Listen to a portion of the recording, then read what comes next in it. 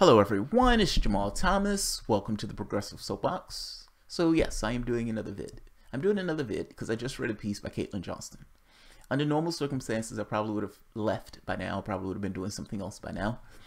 But she wrote an awesome piece, and I want to give it a heads up. It's awesome. It's great writing. Caitlyn Johnston does an awesome fucking job.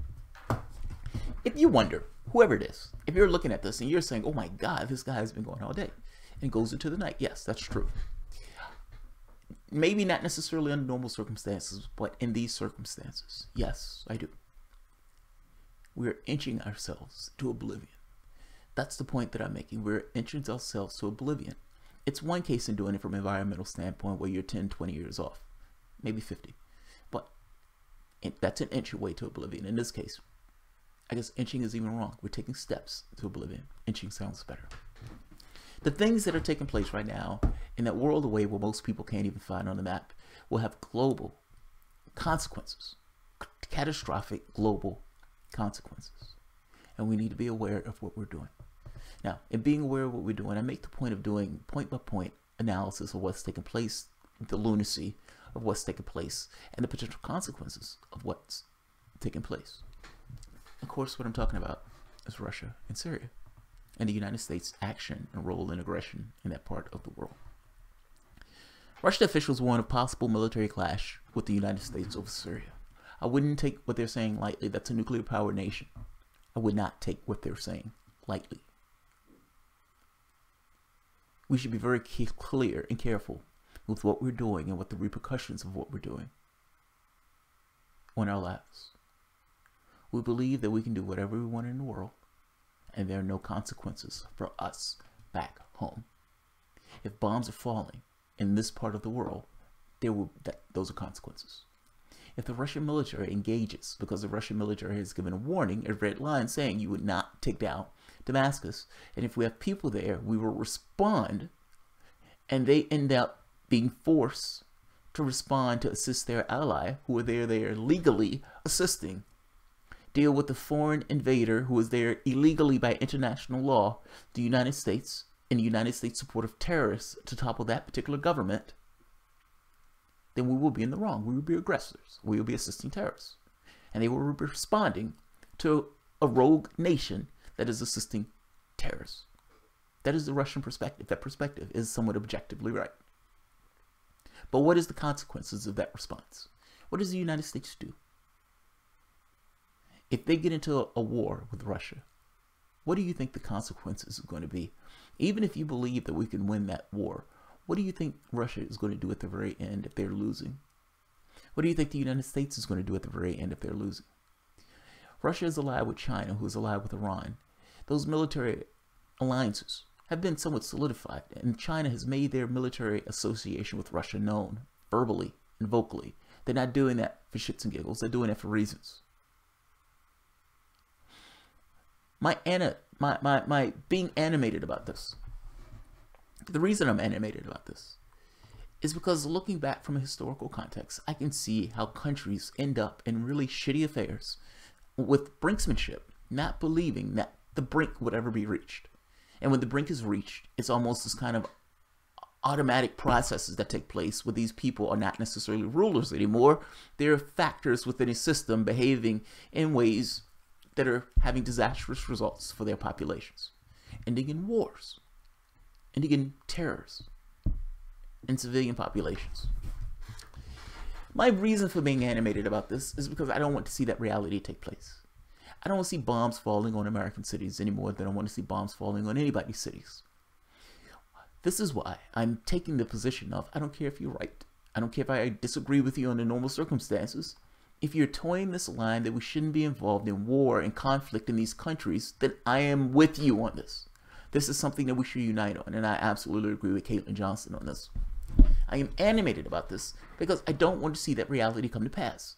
And I feel like the only thing that I have, the one quirk, the one talent, there may be other talents, but the one talent that I'm exposing right now in this very moment is being put to the task of screaming at the top of my lungs to think, for the normal populace to think, to pay attention to what the fuck is taking place and what they're actually doing. When all of these people on mainstream news are screaming, saying, we need to do something. Why is the president of the United States hiding in the White House? Shouldn't he be doing something about this? They're dead babies. Dead babies. Dead babies. Dead babies. They're dead babies. We need to do something about this. They're dead babies. When they're doing this, in unison, Joe Scarborough is doing this. The people on MSNBC, all these people are doing this. All of them have taken up the mantle, left and right. We need to do something. Howard Dean, Lindsey Graham, all of them, they agree on it. Biden, not Biden, Cardin. Prominent senators, prominent people in the media, both on this war footing, in agreement. The anti-establishment left and the anti-establishment right certainly at this point are called to account to grow the fuck up. We may disagree on other things, but we agree on this. I agree with Caitlyn Johnston entirely. I use this talent to the degree that I can use this talent, as loud in volume as I can use this talent, because I don't want the reality that I think is necessary or it's possible to come to pass. And if that reality came to pass, I want the one saving grace that at 3 in the morning I can take to my bosom is, I told you so. I told you sniveling bitches so. I would walk around in a fallout reality telling each and every person, every desperate person that would hear me say so, I told you so. I told each and every one of you sniveling bitches that this could take place, and look at where we are. I don't want to do that. But let's be honest. In certain areas, I am not the most evolved person. And yes, in that particular situation, I would imagine I would be in a miserable disposition. It doesn't have to be this way. The anti-establishment left and the anti-establishment right has developed platforms. It's developed places where you can scream and bitch and moan and complain. And there are things that we fight. There are things that we bitch about. There are things that we're going to disagree upon. Fair enough. Can we keep them in-house? Do we need to expand this into killing and murdering people abroad? How did it happen? How did it turn out in Libya? And it should worry you that the exact same forces that were okay with this intervention into Libya to get rid of Gaddafi is now aligning again, ignoring the previous horrors, ready to do more horrors. Caitlyn Johnston is right. It's time to grow up. I've said it myself before, but I'm talking about her specific article, and in this article she uses the term, they need to grow up. We need to grow up. Agree. Let me take a look at the article itself. The article is great. That's fucking awesome. Right here. We all need to unite together against war in Syria, regardless of ideology. I don't care how you get to that point. I care that you're there. Welcome to the party. Cassandra No War Fairbanks. You should reconsider, even if it's only for the weak. I'm not a big fan of leftists either, but the establishment right and left have joined up to push us into another senseless war. We should do the same thing on the anti-establishment front to loudly oppose it. I don't know who Cassandra Fairbanks is. I think she's a right-winger. I agree with her on this. I don't care what her other stuff is. I agree with her on this front. Last night, Fox News' Tucker Carlson did what what may have been the most amazing thing I've ever seen on American television. As the drums of war beat louder than they have in years, Carlson stared right into the camera and did the exact opposite of what every mainstream U.S. pundit did right now. He told the truth. I did that video because I was blown away by that video by Tucker Carlson. That video was like Keith Olbermann during the Bush administration. Call it what it is. Keith Olbermann comes out against the Bush war. He's reeling with his fire and thunder, and he's bashing his fist on the table, and he's moving around in his chair, and he's doing it. And you're like, yes! You're saying what needs to be said. You're saying what needs to be said. Keith Olbermann, shut the fuck up once Obama got in office. Because the fact is, this was more political. This is more ideological. Meaning, I'm a Democrat. There's a Republican in office. I don't like what that Republican is doing, so I'm going to bitch and moan at that Republican. A Democrat gets in office. I don't really, it doesn't drive me as much. It's not there. I don't have that fire and fury to be banging on my desk. Once Trump got in office, he ended up coming back in a chair on TV, on YouTube. And it was fire and fury again. What Tucker Carlson did was the most truest thing that I think I've ever seen on television. It shocks the shit for me to say. I said, even when I was doing the video, it shocks me to say that this is coming from a right-wing network. give it the credit it deserves. Anti-establishment right, anti-establishment left. It's time to grow up. They're calling for another war. How did the previous wars turn out? Let's keep going. I have a deep and abiding hatred in my heart for Fox News and all the things Murdoch. It's hard to see what they like. I would never forget nor forgive the key role Murdoch press played in deceiving the world into unimaginable evil that was the Iraq invasion. But if I'd had the reflexive rejection of anything with the Fox News logo on the corner, I never would have seen Carlson's epic monologue. Never would have shared it with my social media following. Never would have embedded it in this article, and in the bright flash of truth would have been diminished by that much on the impact on the public consciousness. Fucking love that woman's writing. God, I love that woman's writing. I need to say it again. At least the last part. Never would have embedded it in this article, and the bright flash of truth would have been diminished by that much in the impact they would have had on the public consciousness. The bright flash of truth. Jesus. It does something to me. I don't know what it is. I love it. And I know that there are many leftists who decline to spread the awareness of Carlson's monologue based on solely the fact that he's a conservative pundit on a conservative network who has said things that they disagree with in the past. This is stupid. We should be able to throw any weapon at all at the war machine, not fight it with one hand tied behind our backs just because we don't like conservatives. Get what she's saying. This is a war. Make no step about it. Have no bones about it. Your position on this, meaning I don't like war, is going full bore against the position of we're okay with it. It doesn't affect us. I make my $30,000-$40,000 an hour or $40,000 a day. I'm living a cushy life. Us dropping bombs in other countries in no way affect my living standard. What do I care?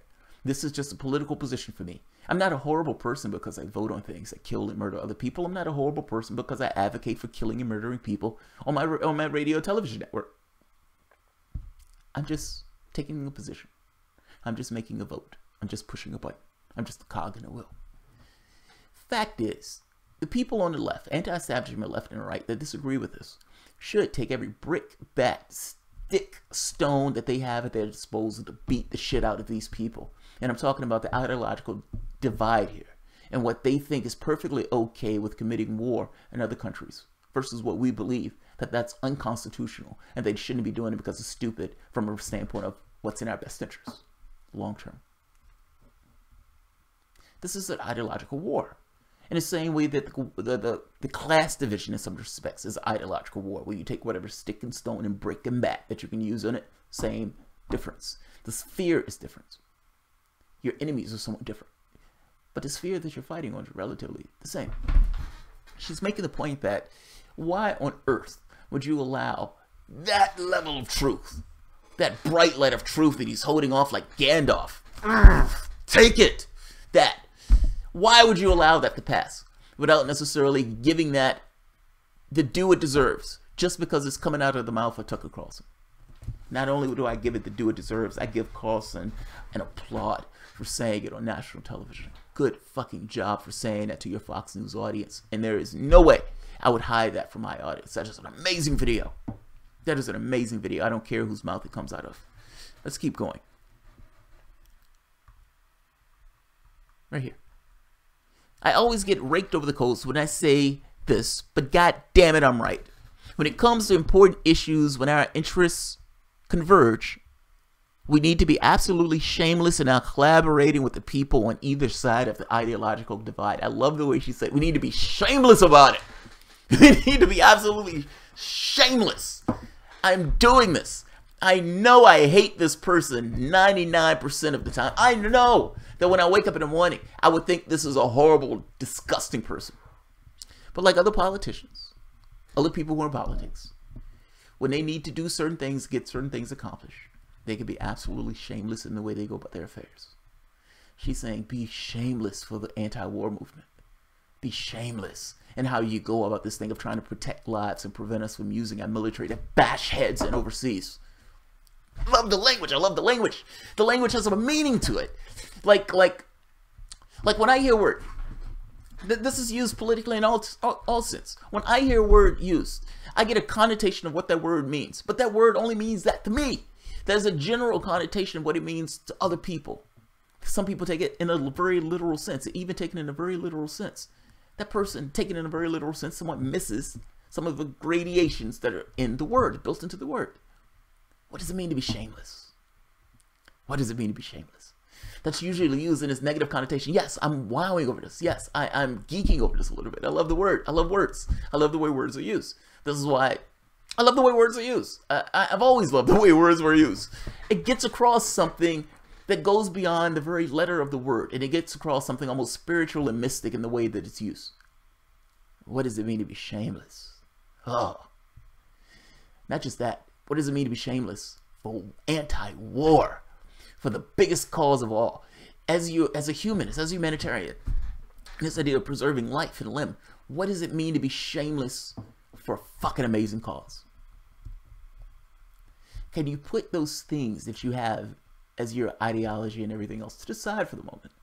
When it comes to actually backing up your ideology with working with somebody you don't necessarily like. What does it mean to be shameless or anti-war? I fucking love that line. Let's keep going. Just love it. I love it. I love it. Good job. Gateway pundits Cassandra Fairbanks and I stand on opposite ends of the political spectrum on many issues, but when it comes to crucial matters like this, we are in agreement. I reached out to her for comment when I saw her making the same argument I'm making here from the other side of the divide, urging her conservative followers to be willing to collaborate with leftists against war. It matters more. That's why. All of those people who are attacking Johnston for willing to work with the left. War matters more. War matters more. Whatever your political ideology, I don't care. Murdering people matters more. Under normal circumstances, we understand that, but for whatever reason, there's some of us who are on the left who forget that. Let me be very clear when I say this and articulate this. Being against war matters more than your political ideologies and your political whatevers. War matters more. I don't care about your political ideologies. I don't care. I don't care. I don't care. I don't care. That person is racist. I don't care. That person's sexist. I don't care. I don't care. If that person is willing to stand side by side with me to say what these people are doing, what they're about to do, is going to be disastrous. And not just disastrous. From a moral standpoint, it's wrong. From a moral standpoint, it's wrong. I don't care what some of the things that they've said in the past, if they're willing to stand with me side by side to say what these people are doing is wrong. What Caitlyn Johnston is saying here is perfectly right. It's perfectly right. Beautifully put and perfectly right. Let's keep going. She reached out. Fairbanks provided a message. We can squabble all we want about domestic policy, but none of that will even matter if nations with nuclear capabilities decide to flex their power. The establishment, Democrats and Republicans in D.C. have already united to make this a potential reality. If the anti-establishment right and left don't temporarily do the same to loudly oppose this, then they are guilty as they will be. They're as guilty as they will be. They have to remember that the friends and the neighbors, people who interact on every day, have different political ideologies. The people on Twitter and at protests are those same people. I really hope for a momentary ceasefire in our Twitter wars to prevent a real one. She's right. I agree with and co-sign every word of this. You'd be surprised. There's anti-imperialists on both sides of the political spectrum. There should be bipartisan support against war.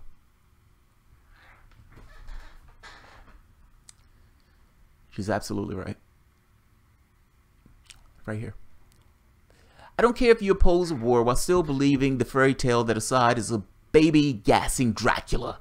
I don't care if you only oppose interventionism because it would allow jihadists to eliminate nations, Christian, and exacerbate the refugee crisis. I don't care if you only oppose war in Syria because you hate anything Trump does. As long as you oppose this attack on already brutalized nation, which could lead to a third and final world war, we're on the same side, and I'll proudly fight the war machine, shoulder to shoulder with you. I get chills reading that. Do you know Stalin murdered, or let's say Stalin policies? I use the term murder because I think if you do something and you know it's going to have a certain reaction, that's murder.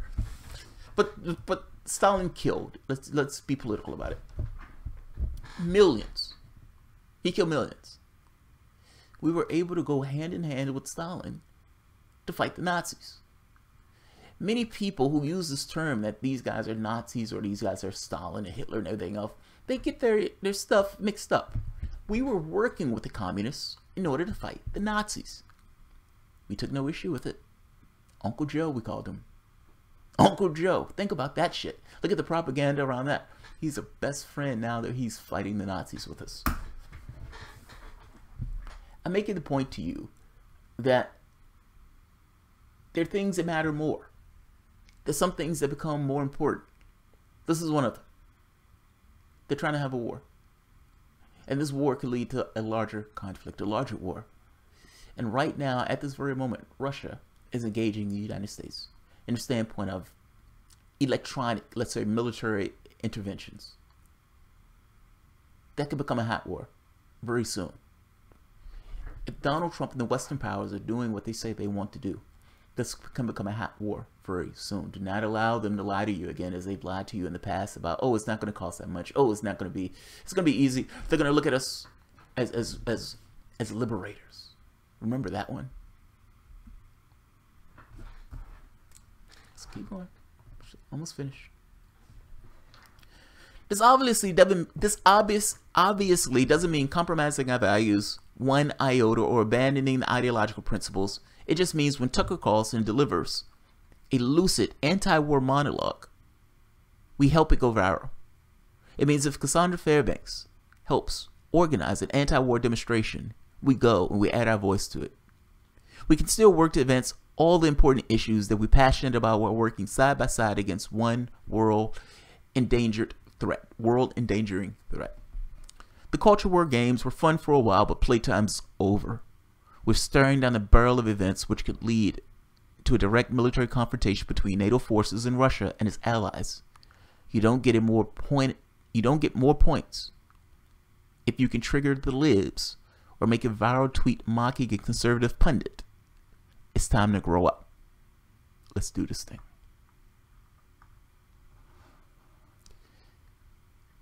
I couldn't agree more. Great fucking piece, Caitlyn Johnston. Keep doing your thing. That is an amazing writing.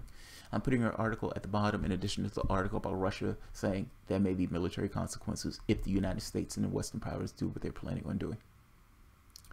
You have a good and safe night. Have a good one, guys.